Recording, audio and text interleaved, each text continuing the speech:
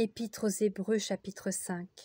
En effet, tout souverain sacrificateur, pris du milieu des hommes, est établi pour les hommes dans le service de Dieu, afin de présenter des offrandes et des sacrifices pour les péchés.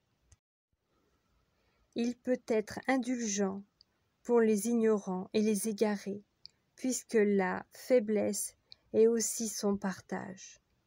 Et c'est à cause de cette faiblesse qu'il doit offrir des sacrifices pour ses propres péchés, comme pour ceux du peuple. Nul ne s'attribue cette dignité s'il n'est appelé de Dieu, comme le fut Aaron.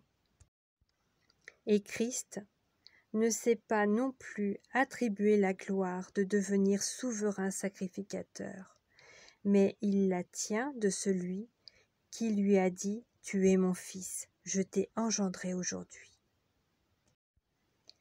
Comme il dit encore ailleurs, « Tu es sacrificateur pour toujours », selon l'ordre de Melchisédek.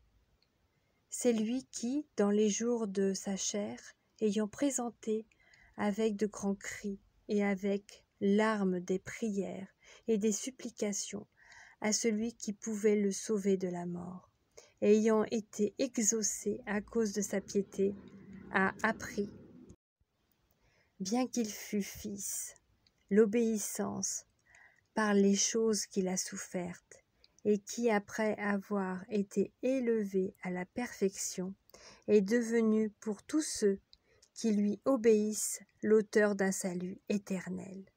Dieu l'ayant déclaré souverain sacrificateur selon l'ordre de Melchisédek. Nous avons beaucoup à dire là-dessus et des choses difficiles à expliquer parce que vous êtes devenus lents à comprendre. Vous, en effet, qui depuis longtemps devriez être des maîtres, vous avez encore besoin qu'on vous enseigne les premiers rudiments des oracles de Dieu. Vous en êtes venus à avoir besoin de lait et non d'une nourriture solide. Or, quiconque en est au lait n'a pas l'expérience de la parole de justice, car il est un enfant.